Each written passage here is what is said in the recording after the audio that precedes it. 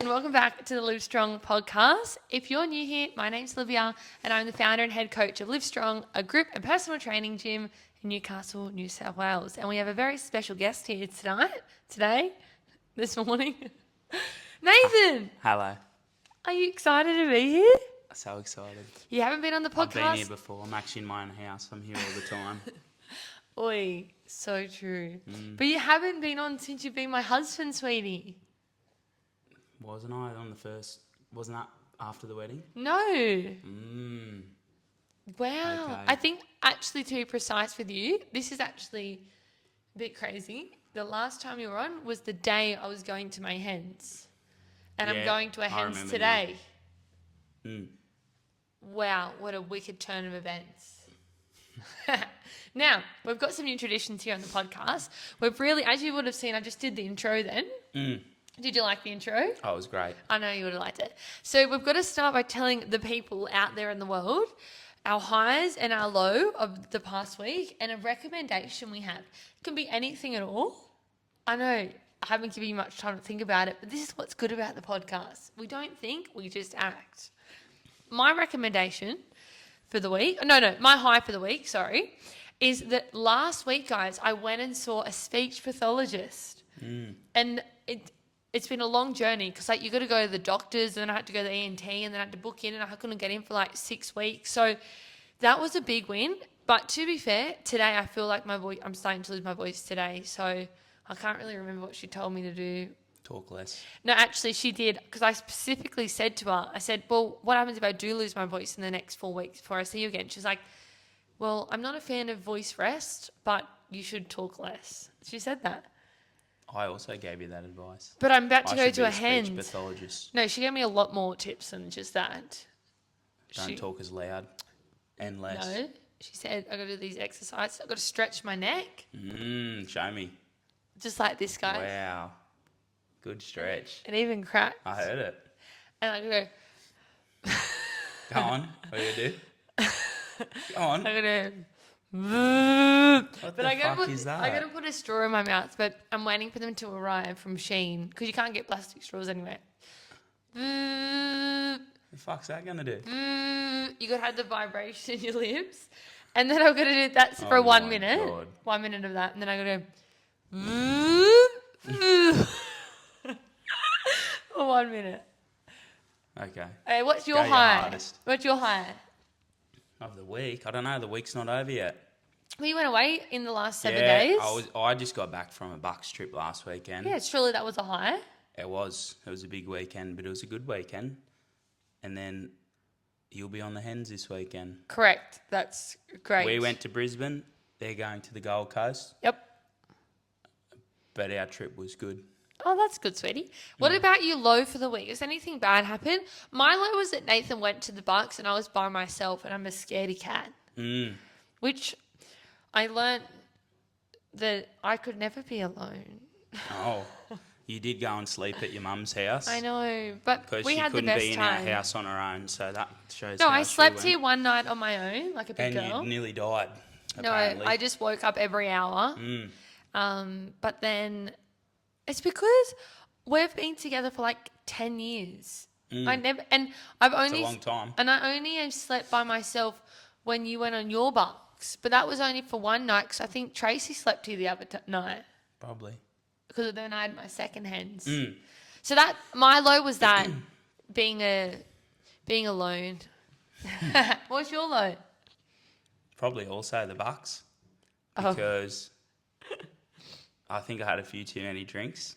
A few too many voddy Red Bulls. And the plane trip home, I didn't know which end it was going to come out of. Did you hold it all together or was it But coming I out? did make it home. No, I didn't shit myself. Yeah, good. I might have had a chunder. Yeah, you've done that before. Remember that? Too many voddy Red Bulls.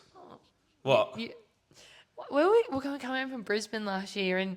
No, that was food poisoning. Yeah, that was no. different. But the flight attendant was like, sit down. You're like, no! Yeah, that was bad also. Yeah. But that was all right. You've had a few eventful flights, haven't you? All good now. Yeah, that's true. Now, recommendation. Something that could be useful for the people at home. About what? It could be anything. That's anything. so broad. I always recommend movies and stuff. I can't remember what I recommend. Oh, one time I recommended marshmallows. Oh, okay. Do you have a recommendation? I don't know.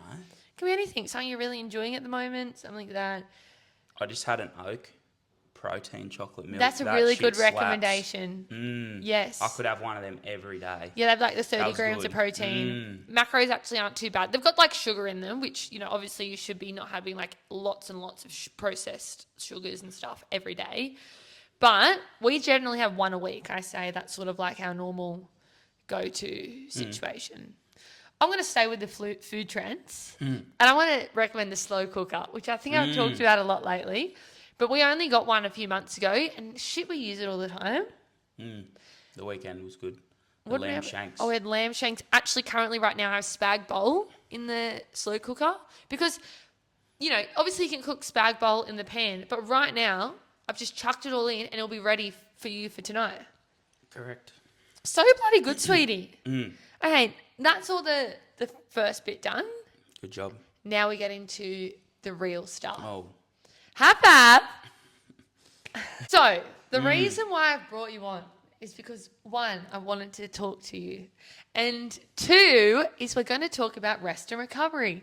And I thought, no better person to talk to this about than someone who loves to rest and recover. I actually don't think you do love to rest and recover. The guy who was just on a bucks and spoke about how many vodka Red Bulls Yes, that's not resting or recovering, and then to follow up with a big workout on Tuesday. Oi! I killed it, but... That was nearly going to be my recommendation. What? To train with your friends. Because we had so much fun all training together. Anyway. Did we though? I did. I don't know if you did. It was a big workout. For those who are listening at home, we did the Live Strong Games on Tuesday. All the coaches, just us in the gym, completed the workout, and it was fun. Nath won. I came second. Even after the bucks. See? After the Bucks. Mental. Yeah. It's all mental. It is all mental, sweetie. You're so right. But anyway, besides all the silly business, Nath obviously is quite knowledgeable. He's been a coach for about 6 months longer than me. But he's also, for those who don't know, has a Bachelor in Exercise and Sports Science and a Master's in Physiotherapy. So he's got a bit of stuff in his noggin. Don't you reckon? Is there anything in there? Brain. Done good. Yeah, okay, what he said. So I thought, let's talk about this because it's such an important topic, and I think that a lot of people don't prioritise this enough or don't think about it when they're thinking about starting a gym or getting results. It just goes to the back of their brain, and therefore we have lots of issues. So let's start with plain and simple. Why should people rest and recover? What do you mean, why? It's more like we have to. Yeah, but why do we have to? It's like, why go to bed at night? Well, some people will stay up to 3 a.m. and bloody read their book and then... But those people don't function well. Yeah, so why don't they function well? This is like a quiz now at this point. Because they've ruined everything. They've ruined their hormones, they've ruined their... it's just the whole... I'm not going to go into depth about, the physiology of the body, but, it ain't working at 100%. Yeah. Is that it? That's it. What do you mean? I don't know how you want me to answer that question. Why should people rest? So it's like, why do you want to fucking feel good? Well, that's so true. Yeah, that's it. Game, set, match, done. See you next week. Okay, so obviously we sort of got very to the point very quickly there, didn't we? That if we're not resting, shit ain't happening. But if we're talking in terms of training, right? When people first start at the gym, they want to know when should they rest. How often should they be resting? Should they be training 5 days a week? If they're first starting, should they only be training once a week? What does that look like in your vision? I've got an answer in my head.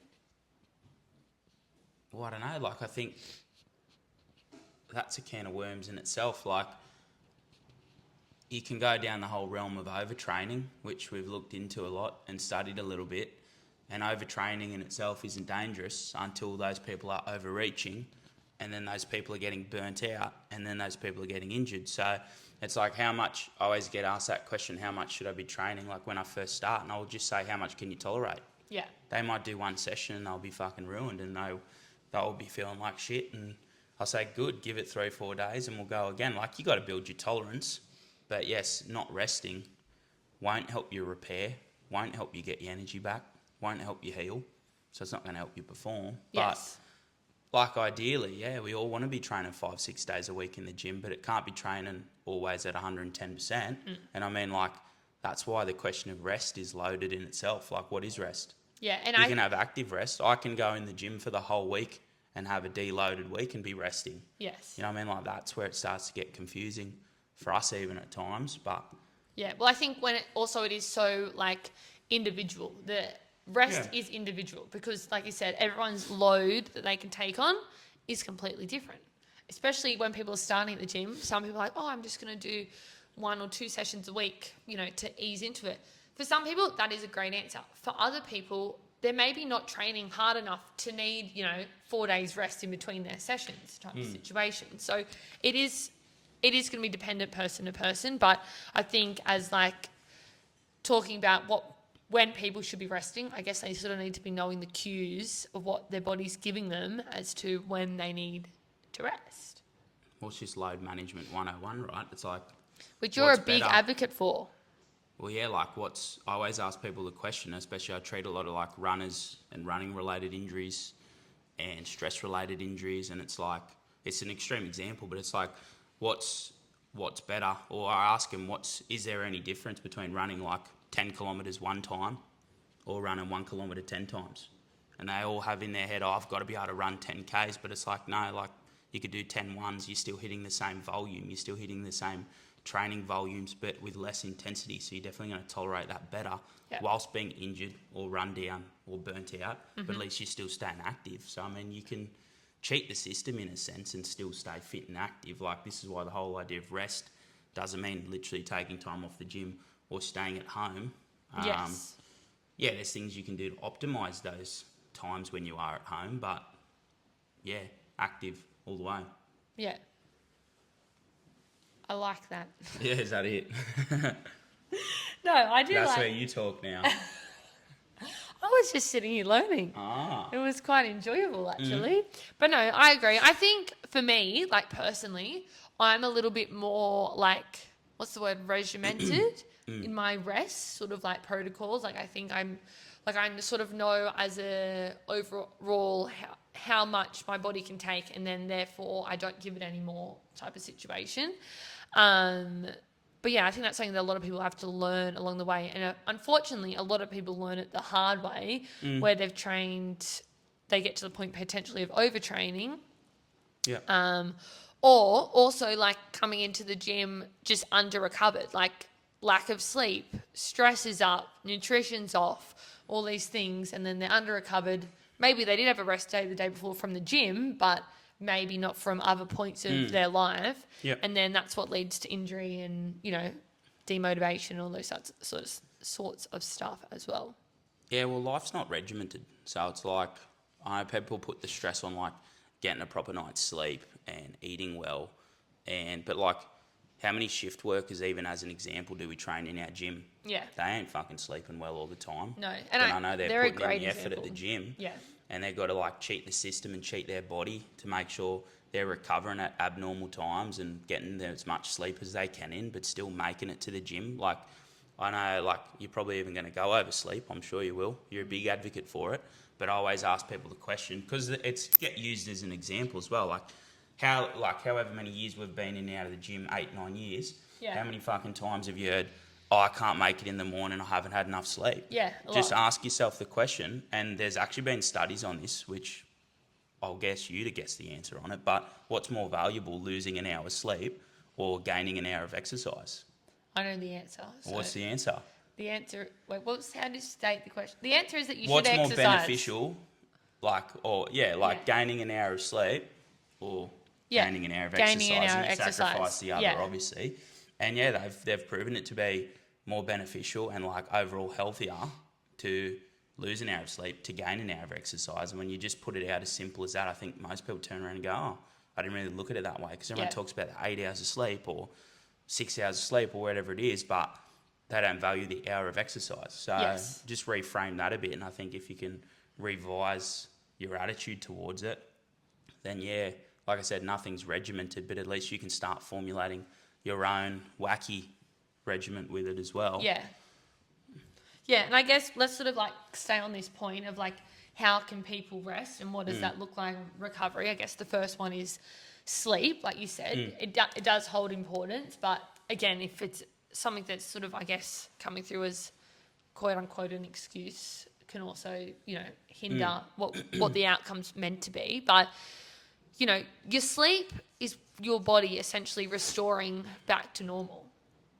That's essentially what it's trying to do when it's sleeping, when you're at rest. So if we don't give our body the opportunity to do that, to restore, we're going to be already started a few percent back, like our poor little battery's already a bit off when we want to come out of those sheets at 100%. You with me? But I do have something to say on this. What? I think we all get told we need 8 hours of sleep, but I do think that can also be individual. It is. There's been like studies on it, and like they've actually, in some demographics, 6 hours was enough and optimal. And yeah, they proved that over 10 can be unoptimal. Yes. Like it's individual, and I think that's where it comes down to the people and their lifestyles and their jobs and their other factors as well. And every like sex and age demographic is going to respond differently, like to what Liv was saying, like physiologically that's your body. I guess you could say it's resetting, but it's actually just you going on standby mode. Like your hormones will cycle, your metabolism will cycle, everything will go into repair mode and not actually switch off, but just go on standby and save yourself and spare yourself for that next day. Put simply, anyway. So for some people, they don't need as many hours on standby. For some people, they need more. Like sleep is way too much of a debate to go into. Like, how many people can sleep for 10 hours and 2 of it's only meaningful anyway? So and I think that's a tough one in itself. I think that you need to have some form of routine, no matter what that looks like. It needs to have some sort of regular system about it. Whether it's the time you go to bed or the amount you go to bed. Again, shift workers, like this isn't for everyone, but I think what a lot of people struggle with is that they will go to bed at all different times of the night. They have no sort of way of actually letting their body know that we're going to go to sleep soon. They're super stimulated or whatever the thing might be. So having a good bedtime routine, having some form of a bedtime, I think can also be super beneficial to help people and also get optimal sleep in that period of sleepy time. Do you agree? Sleepy time? Yeah, and I think it just changes. Like, I think people have just got to learn how to listen to their body, like without sounding too ignorant or too blunt. Just listen to your fucking body. Like, our bodies change all the time. Yeah. Our sleep patterns change all the time. Our recovery changes all the time. And it just takes one bad week for you to push too hard for it to turn into worse. Like, without putting it too simply, like you're going to have a sore week, you're going to be underslept. That's where you just modify things. And like when we're talking about rest again, that's where we change your loads, change your intensities, change your volumes, like all these training parameters, but to make them lifestyle parameters as well. Yeah. And change, like you said, your sleep. If you've got other stresses, well, yeah, definitely try and manage those. Like it's 2025, everyone's stressed about something at the moment. Let's talk about stress. Oh, here we go. Because that is another reason why people might need to be implementing rest, or what could be hindering their recovery is their stress. Like you said, we all live a stressful life.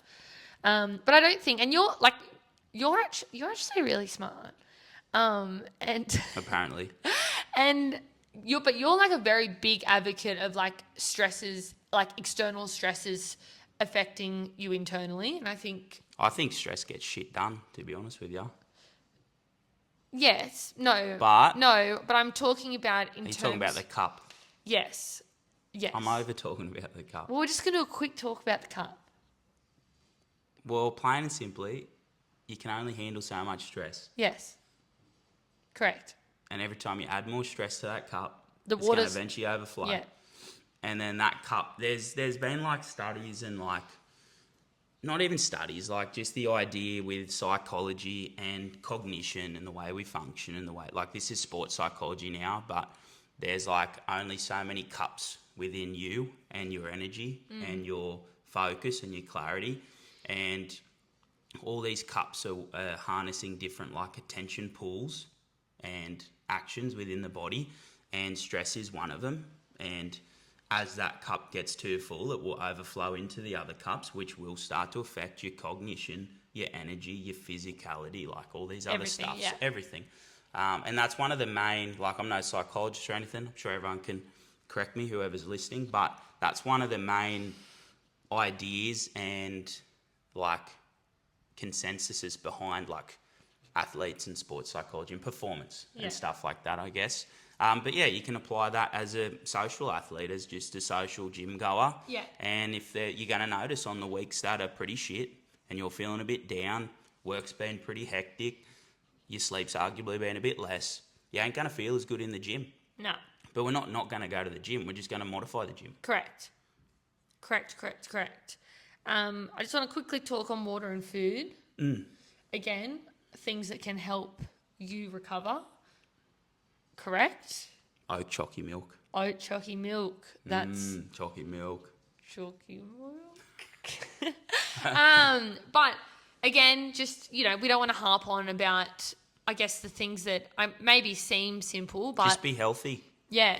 I treat way too many people in my clinical job who are far from, like, working in the gym with the more athletic population, the healthier population is such a treat compared to some of the demographic I treat in the clinic, and they are a bit sicker, they are a bit unhealthier, and for the most part, they're a lot more injured, a lot more post-operative work, and like I said, they're just worse off in general, and they just do not recover, they do not heal, they do not have as good of a rehab in general as you guys who are staying healthy.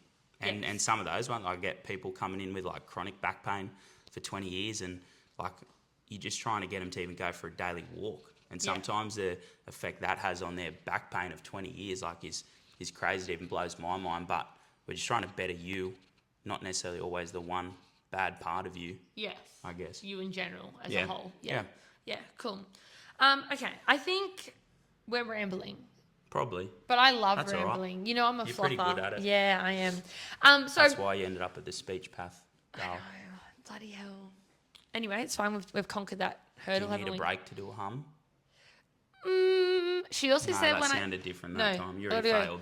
That was better. Yeah. No, she said when I sit at the lights, I should hum. Just actually hum like that and hit the notes. Anyway. You've lost the plot. Okay, so this is like a bit more of a physio question, I guess, sorta. I don't know, sort of relating to a lot of the stuff you just said, where I could have interrupted, but I held it in.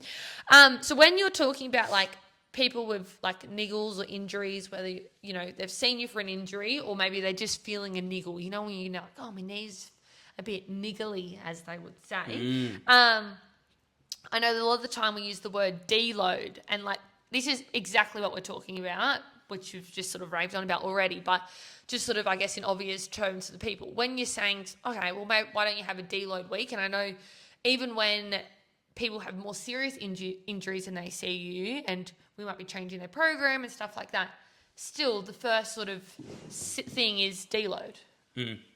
I guess, why do you deload? What is a deload? Well, why do you deload? You sort of just answered that. Yeah, but you're telling the people. So, like... Not me. Well, you already answered it, but... Oh, good. Oh, jeez, I'm smart. I'm sore. I'm dealing with an injury. I'm obviously going to deload that area. Yes. And sometimes the area is your whole fucking body, let's be real. Yes, because that's going to take the load that you're putting on your body off your body. Yeah, to a degree. Yeah. Yeah. Correct. Like I said, you're just doing a bit less. And that's like, so you're asking what is a deload? Well, I mean... Yeah, well, like when you say to people, oh, like, you might say to someone, oh, my knee's sore. Oh, well, why don't you just deload this week? What does that look like for that person? Like, what should they be doing? Well, like for the general, like the general consensus is just do less. Yeah. Like sometimes more is less. And back to your initial like convo of recovery, we can always train smarter, not just harder. I'm all for training heavy. Like I've got a background in bodybuilding, and I used to train like an idiot, and I still do like to train like an idiot every now and then. But I cannot train like that 7 days a week like I used to. So every now and then, just recognising when I am feeling good to push the envelope, And for the majority of the time now, I'm not feeling that good. So I'm doing 70% of that. Yeah. And look, in the gym setting, deloading's easy. Like I deadlift 200 kilos. So I know this week I will not go past 140, 150. Yeah. Like you can set yourself parameters. The actual like science or the consensus back when I studied it was like a proper deload should be like around 55, 60%. That was back then. Might have changed now. So same if you use that context of a 100 kilo exercise, we wouldn't want you that week to be going over 60 kilos. Yeah. I don't mind you doing a few extra repetitions here or there, but then if we're going and doing 60% more, or if we're going and doing heaps more repetitions, you've just defeated the purpose of deloading it because you've upped your volume. And it should feel somewhat easy, like doable. It will be easy. Yeah, like I just say to people, go in, get blood flowing. Yeah, feel good. Have a yap, get a pump. Yeah. Get out of there. 100%. For the gym goers. But like... Yes. And well, look... In the gym setting. We're mainly talking to the gym goers because like the people who listen to this are clients. But, you know, I guess all this advice, we're sort of talking in terms of generally healthy people who attend the gym. Yeah, and that's the easy way, like deload your weight. And then there's some people, some injuries, some areas where we've got to deload certain movements. Like we get a ton of angry backs in the gym. Yeah. Mine's one of them. And if it's one of those weeks, I probably won't tolerate any like axial loading, such as like deadlifting, bent over rowing, what are you laughing at? I love that you just said axial loading. Or like, that's like, down my spine, doll. No, but I mean as if... Well, now they fucking do know what it means, okay? So like, no massive heavy hinges, no massive, I know deads is a big example, but even just bent over stuff, like even if it's a light bent over row or... So many things like that, nothing dynamic. We've had heaps of angry knees lately. I know a lot of people have been doing a lot of running, which they've been killing it, but a lot of angry ankles and knees. So for some of them, they've been lifting just as heavy, but I've deloaded them off some impact, and that works a treat. And it's just like all it is recognising what load is pissing off what area, and for a week to two, taking that load out or lessening that load. Like that's all it is. Okay, beautiful. Are you ready for some quick fire questions? Go for it. So we usually end the episode with rate or hate, but today we're just doing a bit of a quick fire situation. Okay. With you, okay? Righto. My first question is your thoughts on like these recovery situations. Actually, you can just tell me rate or hate. Rate means you like it. Hate, you don't like it. Which recovery things? I'm going to tell you. Okay. Ice baths. On the fence. Okay. Sort of hate. Saunas. Huh? Saunas. Hate. Massage. On the fence. That's a hard, quick fire question. Okay, would you like to elaborate? Well, keep going. Get through the My rest of next one was like a massage gun, like people always using their massage gun and stretching for recovery. Oh, big fucking hate. Worst hate of them all. Do you want to get it off the list? It doesn't even deserve to be on there. Do you want to elaborate on any of those? Well, like, I'm quite blunt, as we all know, and I'm a physio, as we all know. Correct. So I do utilise some of these, like, I do some remedial massage here and there. Like, we do utilise needling, massage, and soft tissue work, like as part of our treatments. But I will never sit someone down and just give them a massage for 40 minutes. Like it always has to be adjunctive to load management or modification or like an actual active intervention addressing the issue, not just bullshitting and band-aiding the issue. Yeah. And there's like, it's such a wealth of literature, like it's too hard. But my common consensus, like my perspective with it all, and I've done my fair share of reading in and around, like, let's go to ice baths for an example. Yeah. So I've read quite a few studies about cryotherapy, as it might be. And we do utilise cryotherapy, like, in the early stages of post-operative rehab. You blow your knee out, you get an operation, your knee's going to be swollen, bruised, sore. So sick, put some ice on it. Yeah. It does feel good. However, what are the studies behind cryotherapy? It's a really interesting one. They've proven that cryotherapy and that application of ice, whether it be baths or whatever, won't necessarily speed up the tissue healing times, but it does have a really nice analgesic effect, which just means like relieving effect. It does a good job of what we call neuromodulating you and your sensation for it to feel good. Yes. Now, that's not affecting or speeding up that muscle healing. Yeah. But it does make you feel better, which then the idea is that now makes you have a more successful session the next session or week or day or whatever it might be. So the idea is it puts you in a better position, it puts you in a better mind frame, it puts you in a better, I don't know, feeling to be more successful as it goes on. Yeah. So that's why I would utilise cryo every, like, now and then. Yeah. Massage, same. Like, it's been widely disproven over the last 10 years. Us as humans, like, we don't have the power in our hands. We don't have the sensation. We don't have the accuracy even in our hands to be able to feel what we call knots in muscles. We don't have the chance to even lengthen out muscles. That's all bullshit. Like, no human's gonna push into a muscle and it change the length of it. But same, we're trying to just break down some shitty fibrous tissue in there, which is somewhat traumatizing. Like, if you have remedial work, it's fucking painful. But they're trying to literally, like, cause further trauma just to reset the healing process in a muscle that might not be healing. Yeah. But you yourself, as the therapist, aren't literally waving your fucking hands over this person. Give me a hum again.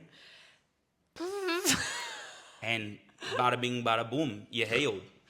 But I'm just trying to put you in a better position, in a better feeling, so that then you can go and adjunctively perform your rehab better. Yeah. My perspective. But also, like, in terms of, like, just a feel-good massage, treat yourself. Yeah. Go get one. Like, I will never tell people not to do what makes them feel good. My job is to help them feel good. My job is to be realistic, but tell them, me massaging you is not going to magically fix your fucking ruptured ACL over the next 12 weeks, Dale. Yes. I hate to break it to you. So, correct. yeah, and I think even that understanding between the client, physio, coach, whoever it might be, I think that helps everyone stay on the right process, stay on the right path. Interesting. Interesting. Next, quick fire. That was just the first one. Wasn't very quick, but was it? Yeah, no, we're going to be quick this time. Give me one tip to help people to sleep. I think set a regular time expectation. Great. What's one sign that someone might be overtraining? You saw. Okay. That was quick. That was good. See, I was too fucking quick for you, wasn't I? Yeah, come on, pick your act up. Let's if go. someone trains 4 to 5 sessions per week, how should they put in their rest days? Why did you get louder all of a sudden? Because I just thought I'd really pronounce my words. And now you're going to have a sore throat. Go. Go again. I didn't listen to you. If someone trains 4 to 5 sessions per week, how should they put in their rest days? Like, how would you put in your rest days? See, that's loaded. That's not a quick fire question, because what are they training 4 or 5 days a Oh, week? brother. The way we program at Live Strong is you could train 6 days a week. Nothing's going to overlap, so we ain't overtraining certain areas. Like, yeah. If you're going and training legs 5 days a week, what are you doing, you moron? Yeah, but if you're training 5 days a week, I'd say have a rest day. I wouldn't train 5 days in a row and then have 2 rest days at the end. I would say it'd be more beneficial. Training? Well, what if they're coming to the gym on, like, the 3rd or the 4th day and doing just, like, steady state cardio? yeah, but we don't know what they're doing. That's the issue, isn't it? Well, how can I answer a we question don't, you we don't know know? what they're doing. Okay. So, long story short, I would train, I personally train 2 to 3 days heavy, 1 day off.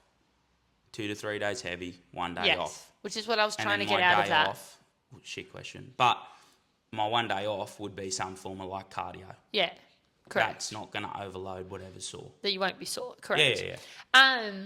If someone feels sore all of the time after their workouts, what should they do? Well, there's probably some other factors they need to address. Like, double check the other stuff, your actual recovery stuff we were talking about before. Yeah, sleep, stress, foods, But, like, don't get me wrong, being, like, sore and underperforming are 2 different things. So if that person's still performing and, like, progressing, I'm all for overtraining. But if you ever hit a point where, like, you're going downhill, your performance is going down, your sleep's going down, your energy's going down, then you've burnt out. Yeah. That's overreaching now. There's Correct. a difference. If you're just a bit sore, then, like, double check your nutrition and all that. And look, we get a lot of people when we go into, like, cutting phases and, like, when we push, or, like, when certain people are going into, like, a cutting phase and trying to drop a few kilos and stuff like that, and they start getting exponentially sorer and they haven't even changed their training. And I think that's a wake-up call for them. Like, okay, like I might need to lower my intensities because I've lowered my calories. Yeah. Like, put simply. Yeah. Can I just butt in? You I can. don't think anyone should be sore after every single workout. No, I think to a degree, especially once you've trained for long enough. Yes. No one can. For weeks. And if you can train that hard to be sore 7 days a week, I fucking respect you, brother. Yeah. Keep it up, because I can't. My brother. Can alcohol affect your recovery? Of course it can. Yeah, that's what you felt that, didn't you, sweetie? Last one. If you could give clients one golden rule about rest and recovery, what would it be? Bum, bum, bum. Listen to your body. I already said it. Oh, listen to your body.